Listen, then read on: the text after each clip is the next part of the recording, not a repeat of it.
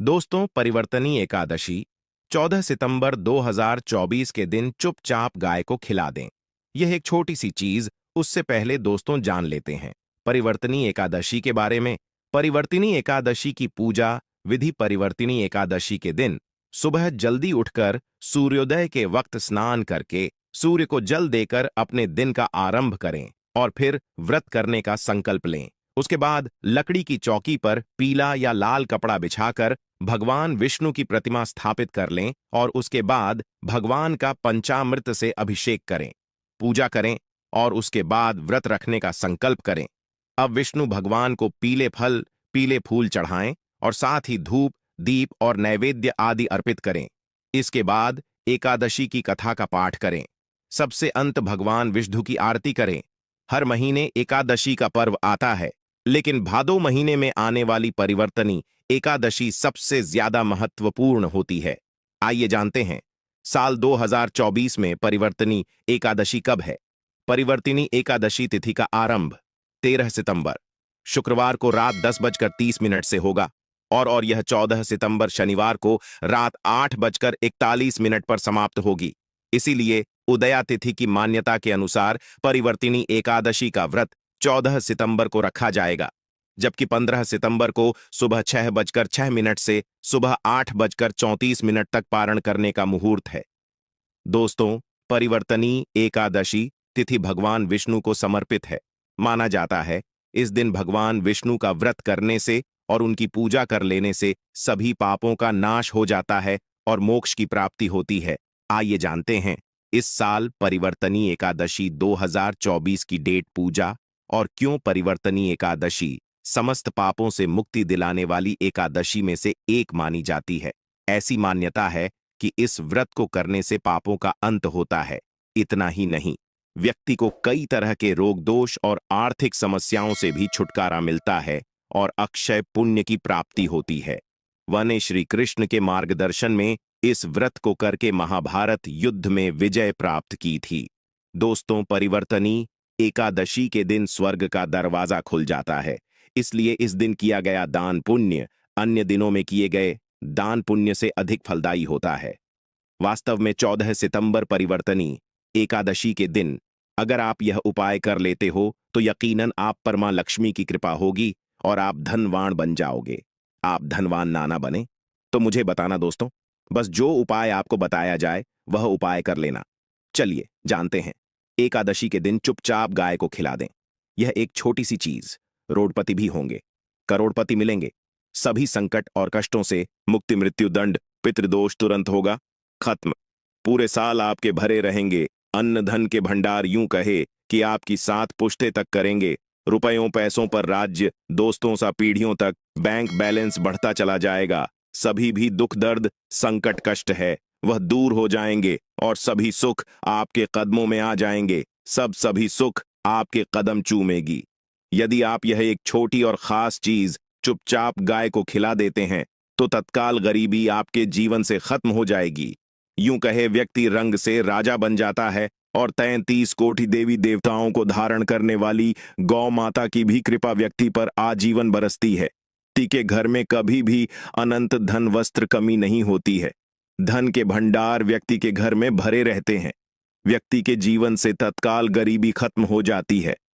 तो दोस्तों, कौन कौन से वे गाय से जुड़े खास और महत्वपूर्ण उपाय हैं जिन्हें यदि आप एकादशी के दिन कर लेते हैं तो दोस्तों यकीन मानिए आपके घर में अन्न धन के भंडार सदैव भरे रहेंगे। जो भी जीवन के दुख दर्द संकट कष्ट है वह सभी दूर हो जाएंगे। इस वीडियो में हम आपको उसी एक खास और महत्वपूर्ण चीज के बारे में बताएंगे, क्योंकि आपको एकादशी के दिन गाय को जरूर खिलानी है। तो दोस्तों, अपने फायदे के लिए पूरा वीडियो देखना। यदि आज की इस वीडियो को अपने बीच बीच में से देखा, काट काट कर देखा, तो यकीन मानिए जीवन में आपको कभी सफलता हासिल भी नहीं होगी, क्योंकि इस वीडियो में आपको कुछ ऐसे उपाय गाय से जुड़े बताने वाले हैं जिन्हें करने से आपके जीवन के जो भी दुख दर्द कट है या कामयाबी होने में कोई बाधाएं आ रही, सभी से छुटकारा मिलने वाला है। यूं कहे कि आपके जीवन में अपार धन सुख संपत्ति की प्राप्ति हो जाएगी। कभी भी धन से संबंधित परेशानी नहीं रहेगी।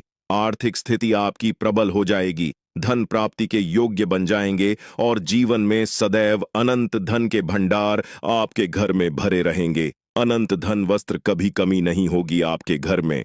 तो दोस्तों, आज का वीडियो पूरा देखकर जाना। यदि आप चाहते हैं आप और आपके परिवार पर सदैव गौ माता की कृपा से, आपके पितर की कृपा से, देवी देवताओं की कृपा से, तो दोस्तों वीडियो को पूरा देखकर जाना। बहुत ही फायदेमंद वीडियो है।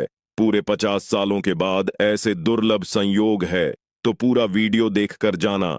यदि आप लाभ हासिल करना चाहते हैं और 7 पीढ़ियों तक कभी कोई किसी तरह की कमी ना हो, यह फल चाहते हैं, तो वीडियो को पूरा देखकर जाना। बहुत ही लाभप्रद वीडियो है आपके लिए। दोस्तों, वीडियो को आगे शुरू करें उससे पहले आपसे रिक्वेस्ट करते हैं कि इस वीडियो को लाइक कर चैनल को सब्सक्राइब कर देना और कमेंट बॉक्स में सच्चे दिल से जय गौ माता जरूर लिख देना, जिससे माता की कृपा आपके और आपके परिवार के ऊपर सदैव बरसती रहे। और ज्यादा से ज्यादा वीडियो को शेयर जरूर करना, ताकि और लोग भी इस वीडियो के माध्यम से लाभ हासिल कर सके।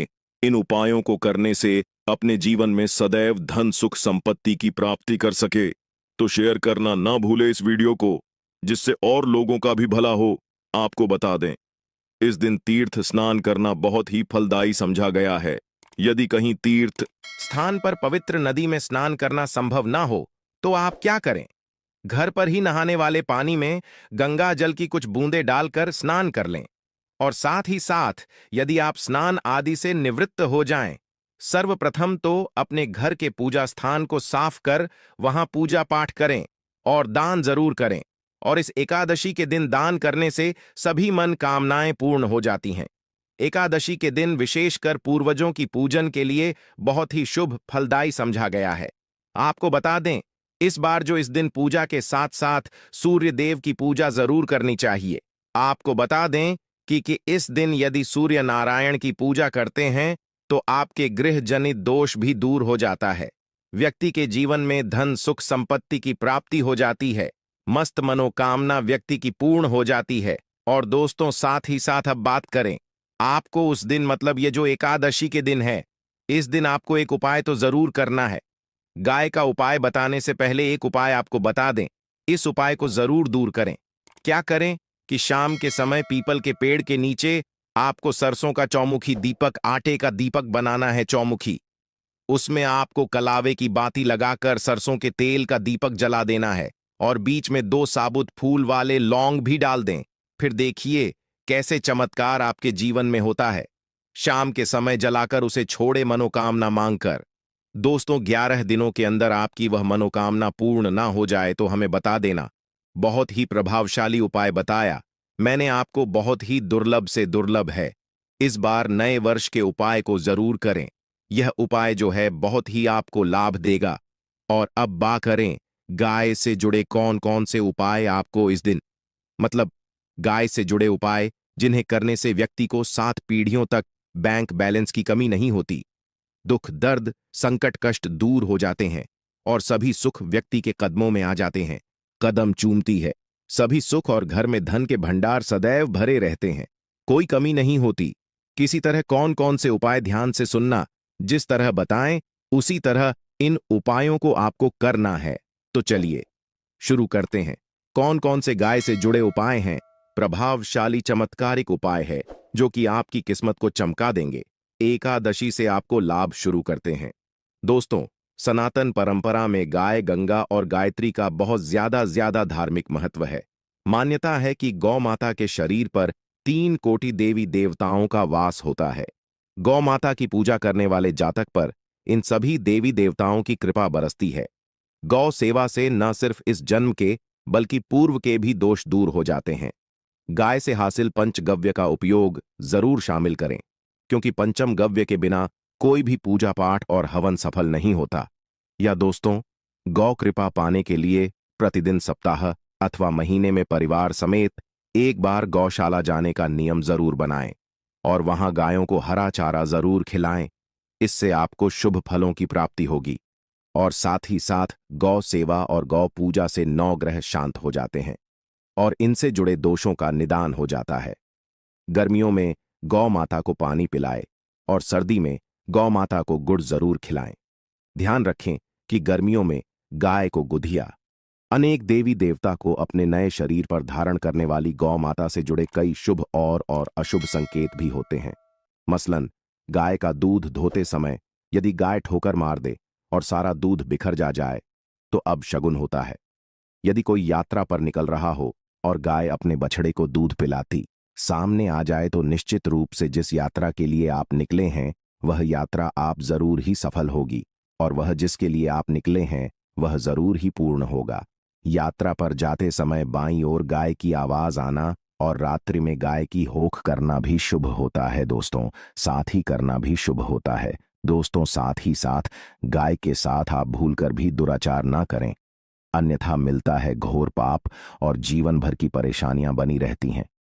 जी हां दोस्तों, गाय को राष्ट्रीय पशु बनाए जाने और इन्हें मौलिक अधिकार दिए जाने की बात हो रही है तो सवाल उठता है, गाय संस्कृति का अहम हिस्सा है, तब भी गाय के साथ लोग खराब व्यवहार कैसे कर लेते हैं। गाय दर दर भटकती रहती है, भरपेट इन्हें चारा तक लोग नहीं देते।